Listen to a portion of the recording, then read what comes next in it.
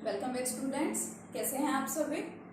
Today we are going to start our next unit that is the classification of elements and periodicity in the properties. इस नई unit को हम लोग start करने जा रहे हैं which is the third unit of class 11। First some basic concepts of chemistry and second unit structure of atom हम लोग बहुत अच्छे से स्टडी कर चुके हैं।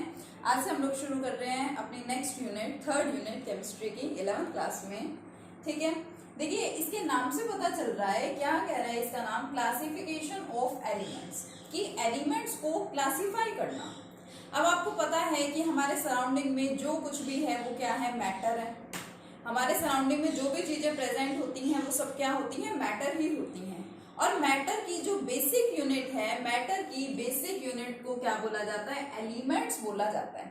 जो एलिमेंट्स हैं वो किसी भी सब्सटेंस की, किसी भी मैटर की बेसिक यूनिट मानी जाती है। Element is the basic unit of all the type of substances and hence matter. तो क्लासिफिकेशन ऑफ एलिमेंट्स का मतलब क्या है कि एलिमेंट्स को क्लासिफाई करना। अब आपको पता है कि कितने सारे एलिमेंट्स यहाँ पे एग्जिस्ट करते हैं। एट प्रेजेंट अराउंड 118 एलिमेंट्स जो है वो एग्जिस्ट करते हैं, और उन एलिमेंट्स को क्लासिफाई किस तरह से कर रखा है ये आप सभी को पता है कि हम लोग अपना पीरियोडिक टेबल स्टडी करते हैं। मॉडर्न पीरियोडिक टेबल आप सभी ने देख भी रखा है, 10th क्लास में भी आपने थोड़ा बहुत उसके बारे में स्टडी किया था। तो पीरियोडिक टेबल के अंदर आप लोग यही तो देखते हैं कि पीरियोडिक टेबल में क्या थे, ग्रुप्स थे, ठीक है, और क्या थे, पीरियड्स थे। जो हॉरिजॉन्टल रोज थी वो क्या थी, पीरियड्स थी, और जो आपके वर्टिकल कॉलम्स थे वो क्या थे, ग्रुप्स थे। ये सब आपने वहां पे स्टडी किया था। तो मतलब क्या है कि जो हमारा पीरियोडिक टेबल है उसके अंदर एलिमेंट्स की क्लासिफिकेशन की गई है, एलिमेंट्स को क्लासिफाई किया गया है। तो वो सब हमें यहाँ पे डिस्कस करना है। लेकिन फर्स्ट क्वेश्चन यहाँ पे अराइज होता है कि what is the need of the classification of elements. Elements के क्लासिफिकेशन की क्या नीड है, या एलिमेंट्स को क्लासिफाई करने की क्या रिक्वायरमेंट है, कि इतना ज्यादा जरूरी है एलिमेंट्स को क्लासिफाई करना। या अगर हम लोग मान लीजिए अगर मॉडर्न पीरियोडिक टेबल की डिस्कवरी ना हुई होती, या किसी और टाइप के पीरियोडिक टेबल की डिस्कवरी ना हुई होती, तो क्या कुछ डिफिकल्टी अराइज होती एलिमेंट्स की स्टडी में या उनकी प्रॉपर्टीज के स्टडी में। तो ये सब हमें यहाँ पे देखना है। क्लासिफिकेशन ऑफ एलिमेंट्स का बेसिक रीजन क्या है, बेसिक नीड क्या थी, क्योंकि देखिए हमारे पास आपको पता है अबाउट 118 एलिमेंट्स एट प्रेजेंट हैं हमारे पास। ठीक है, स्टार्टिंग में कम एलिमेंट्स थे। 1800 की बात करें तो 1800 तक अबाउट 31 एलिमेंट्स ही प्रेजेंट थे। धीरे धीरे और एलिमेंट्स की डिस्कवरी होती गई। 1865 तक 63 एलिमेंट्स हो गए, ठीक है, और डिस्कवरी हुई। एट प्रेजेंट हम लोग बोल देते हैं कि 118 एलिमेंट्स एग्जिस्ट कर रही हैं। तो आप लोग खुद से सोचिए कि इतने सारे एलिमेंट्स एग्जिस्ट करते हैं। अब उन सारे एलिमेंट्स को अलग अलग याद रखना, उन सभी एलिमेंट्स को अलग अलग आइडेंटिफाई करना, ध्यान रखना उनके बारे में, और ऊपर से इन एलिमेंट्स की ये दो टाइप की प्रॉपर्टीज भी होती है ना इनकी। एक क्या होती है, physical properties, and next one chemical properties. अब एक तो क्या है कि 118 एलिमेंट्स जो हैं उनको अलग से आप लोग ध्यान रखिए, उनके फिजिकल प्रॉपर्टीज को ध्यान रखिए, उनकी केमिकल प्रॉपर्टीज को ध्यान रखिए। तो that is a different task. इतना इजी नहीं है इतने सारे एलिमेंट्स को, उनकी फिजिकल और उनकी केमिकल प्रॉपर्टीज को ध्यान रखना। और आज भी एफर्ट्स हो रहे हैं, आज भी और एफर्ट्स किए जा रहे हैं और एलिमेंट्स की डिस्कवरी के लिए। जो रिसेंटली डिस्कवर्ड एलिमेंट है वो मैं आपको बता दूं कि वो नेचुरल एलिमेंट्स नहीं है। These are the synthetic elements उनको बोलते हैं हम, या हम उसे और क्या बोल देते हैं, मैन मेड एलिमेंट्स। जो आपके रिसेंटली डिस्कवर्ड एलिमेंट्स हैं मैक्सिमम वो क्या है, मैन मेड एलिमेंट्स ही हैं, नेचुरल एलिमेंट्स वो नहीं है। ठीक है, तो अब इतने सभी एलिमेंट्स की प्रॉपर्टीज वगैरह को ध्यान रखना, रिजेंबल कर पाना, उनको अच्छे से याद करना इजी नहीं होता है। इसलिए हमें नीड थी कि हम यहाँ पे इन एलिमेंट्स को किसी ना किसी तरीके से क्लासिफाई कर दें, जिससे उन एलिमेंट्स की और उन एलिमेंट्स की physical as well as chemical properties की जो स्टडी है वो क्या हो जाए, वो इजी हो जाए। इसलिए पीरियोडिक टेबल की हमें जरूरत पड़ी। या हम ये बोल सकते हैं स्टार्टिंग में जब पीरियोडिक टेबल नहीं था तो उसकी डिस्कवरी तो बाद में हुई है।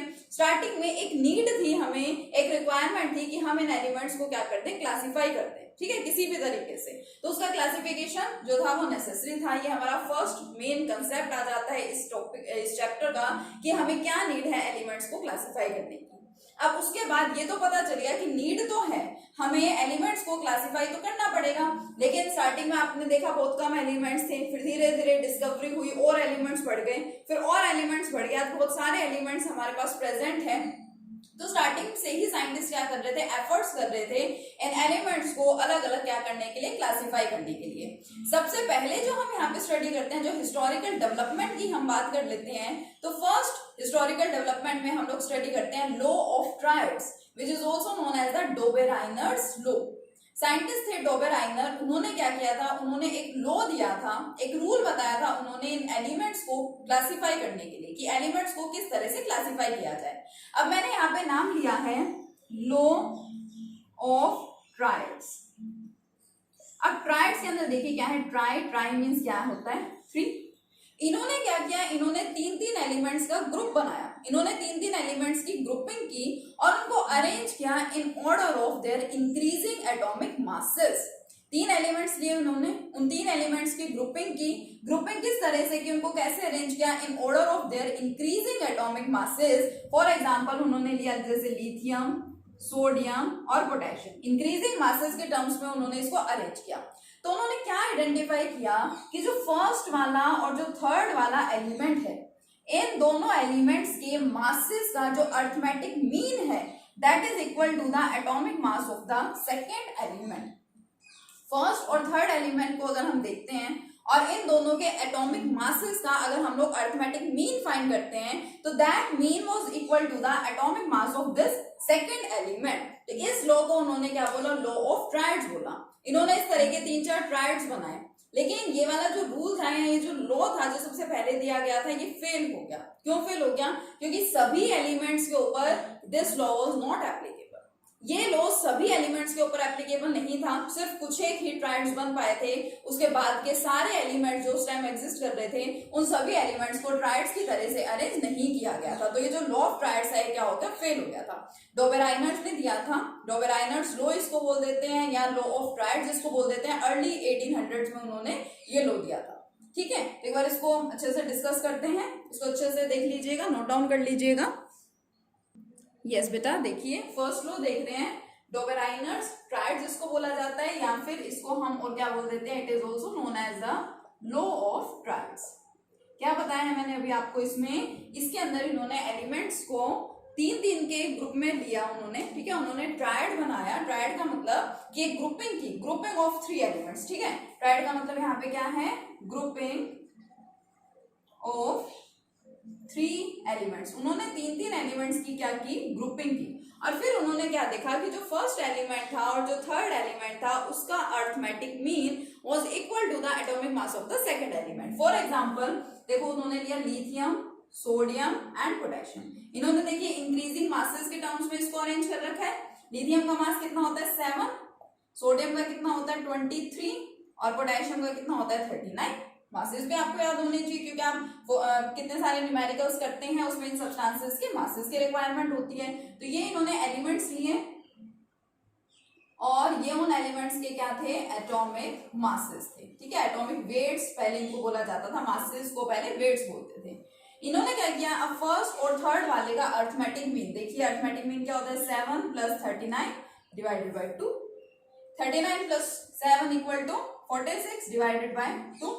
सिंप्लीफाई करेंगे then it will comes out to be equal to 23, which is equal to the atomic mass of the sodium. ठीक है, it is equal to the atomic mass of sodium. तो इनको क्या पता चला कि फर्स्ट और थर्ड वाले एलिमेंट का जब हम लोग क्या फाइंड करते हैं, अरिथमेटिक मीन फाइंड करते हैं, then it comes out to be equal to the atomic mass of the second element. ठीक है, कुछ एक ट्रायड्स इन्होंने बनाए थे, सिंपल सा एग्जांपल है। देखिए कम से कम एक ट्रायड का एग्जांपल आपको याद हो, कोई ऐसा याद कर लीजिएगा जिसको आप इस तरह से एक्सप्लेन कर सकते हैं, मींस जिसके आपको मासेस अच्छे से याद हो। इसके अलावा और भी ट्रायड है हमारे पास में, लाइक क्लोरीन, ब्रोमीन, आयोडीन का एक ट्रायड है, कैल्शियम, स्ट्रोंसियम, बेरियम का एक ट्रायड है। तो जिसके भी आपको मासेस इजीली याद हो जाते हैं, आप लोग उसका यूज कर सकते हैं। ठीक है, जैसे फर्स्ट ट्रायड आपका ये है लिथियम, सोडियम और पोटेशियम का, इनके मासेस आपको याद हो जाने चाहिए अच्छे से। ठीक है, और कोई एग्जाम्पल इसके अलावा करना चाहें तो एक एग्जाम्पल और क्या होता है, देखिए क्लोरीन, ब्रोमीन और आयोडीन, ये भी एक ट्रायड है। क्लोरीन जो है इसका एटॉमिक मास कितना होता है 35.5, ब्रोमीन का होता है 80 और आयोडीन का होता है 127। इन दोनों का, ठीक है, फर्स्ट और थर्ड वाले का अर्थमेटिक मीन जो है वो सेकेंड वाले के मास के इक्वल मिलता है। अब देखिए इस केस में तो आपको मास एग्जैक्टली 23 मिला था, लेकिन जरूरी नहीं है कि आपको एग्जैक्टली मास इतना ही मिले, ठीक है, थोड़ा सा कम या ज्यादा भी हो सकता है, जैसे अप्रोक्स 80 पॉइंट समथिंग 81.5, ठीक है, इस तरह से ये आपको मिल सकता है, तो उसको हम अप्रोक्सीमेटली इक्वल ही मानते हैं। कहीं आप इनको ऐड करें और फिर देखें कि ये तो 80 तो आ ही नहीं रहा है, या आप इन दोनों के मासेस को ऐड करके 2 से डिवाइड कर रहे हैं तो आपको 80 नहीं मिलेगा, ठीक है, अप्रोक्स 80 के क्लोज हो सकती है वैल्यू। तो बात वही है, अप्रोक्सीमेटली इक्वल है तो उसको आप इक्वल ही एज्यूम करते हैं। ये आपका सेकंड ट्रायड हो गया, ये first triad, it is second triad, and third one calcium, strontium and barium. Calcium का मास आप सभी को पता है 40, स्ट्रोंसियम का होता है 87.5 एंड बेरियम का होता है 137, ठीक है। तो ये 3 ट्रायड्स थे। इसके अलावा इन्होंने क्या किया, इन्होंने एक चौथा ट्रायड और भी लिया था which was of iron, cobalt and nickel, लेकिन इनके अंदर रिलेशन ये नहीं था जो इन तीनों में था। मतलब इन तीनों में तो आप लोग क्या देख रहे थे कि फर्स्ट और थर्ड वाले एलिमेंट का एटॉमिक मास ले रहे हैं आप, ठीक है, उसका अर्थमेटिक मीन आप लोग फाइंड कर रहे हैं और वो आपको इक्वल मिल रहा है किसके, सेकेंड वाले एटम के एटॉमिक मास के इक्वल। लेकिन इस ट्रायड में ऐसा कुछ नहीं था। इसके अंदर होता क्या है, हम लोग इसको ट्रायड बोल ही क्यों नहीं है, क्योंकि इन तीनों के जो मासेस हैं वो अप्रोक्सीमेटली सेम ही होते हैं, तीनों के मासेस क्या है, नियरली इक्वल ही है, इसलिए इसको भी ट्रायड के अंदर प्लेस कर दिया गया। तो सिर्फ यही ट्रायड्स बन रहे थे। जो उस टाइम के नॉन एलिमेंट्स थे उनको देखा जाए तो उनको सारे के सारे ट्रायड में इस तरह से अरेंज नहीं हो पा रहे थे, only these triads were possible. इस वजह से जो ये वाला लॉ था, डोबेराइनर्स लॉ ऑफ ट्रायड्स, ये क्या हो गया था, फेल हो गया था।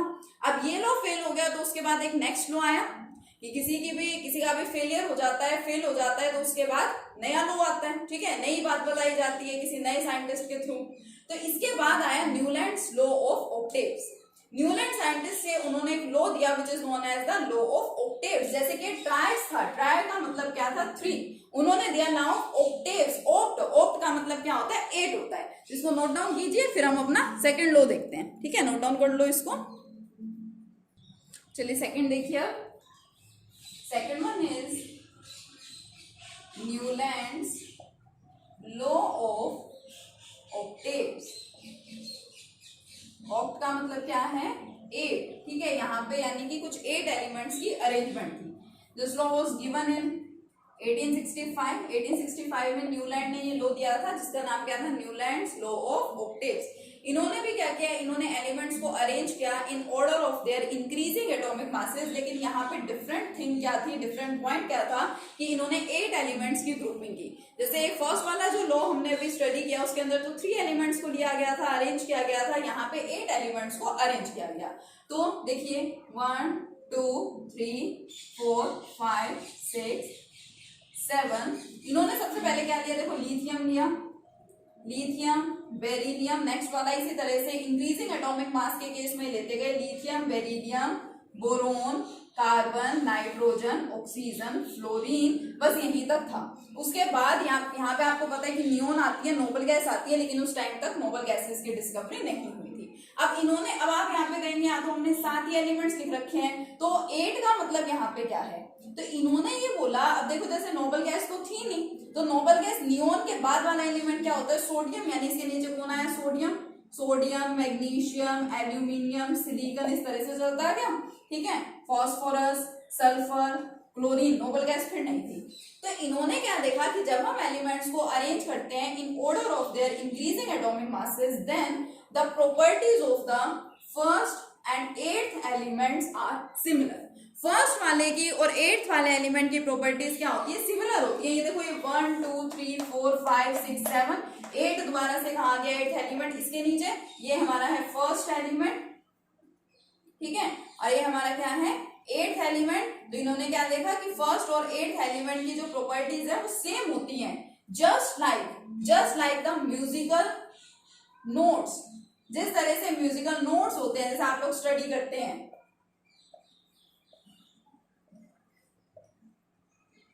ये देखिए आपके म्यूजिकल नोट्स हैं, सा नंबर 1 पे सा रे गा मा पा धा नी सा, दोबारा से जो आपका 8th नंबर है उस पे वही वाला नोट क्या हो रहा है, रिपीट हो रहा है। सिमिलरली इन्होंने ये बोला कि जिस तरह से म्यूजिकल नोट्स के अंदर फर्स्ट और एट्थ वाला नोट सेम होता है, सिमिलरली जब हम एलिमेंट्स को अरेंज करते हैं in order of their increasing atomic masses, तो फर्स्ट और एट्थ एलिमेंट की जो प्रॉपर्टीज है वो भी क्या होती है, हमेशा सिमिलर होती है।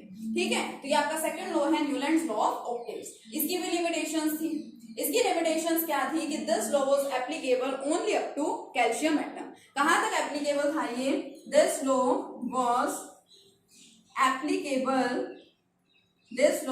applicable only up to calcium atom, या कई बार यूं बोल देते हैं only up to atomic number 20, तो इसका एटॉमिक नंबर 20 ही तो है।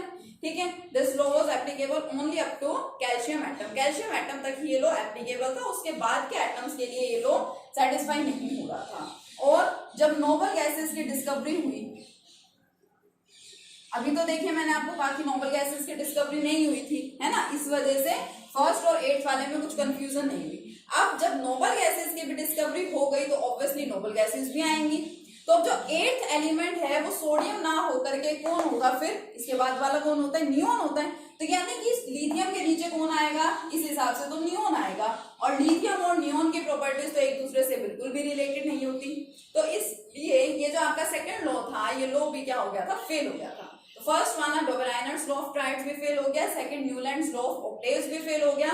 इसके बाद थर्ड जो है उसको स्टडी करेंगे। ठीक है, थर्ड वाला क्या था, लोदर-मेयर अरेंजमेंट थी। इसमें उन्होंने क्या किया, उन्होंने एक ग्राफ प्लॉट किया था एटॉमिक वॉल्यूम और एटॉमिक मासेस या एटॉमिक वेट, उसको हम पहले बोलते थे, मैं बता चुकी हूँ। तो एटॉमिक वॉल्यूम और एटॉमिक वेट के बीच में उन्होंने क्या किया, ग्राफ प्लॉट किया, और उस ग्राफ की प्लॉटिंग से उनको एलिमेंट्स की प्रॉपर्टीज के सिमिलैरिटीज के बारे में पता चला था। ठीक है, छोटा सा है, इसको भी देख लेते हैं।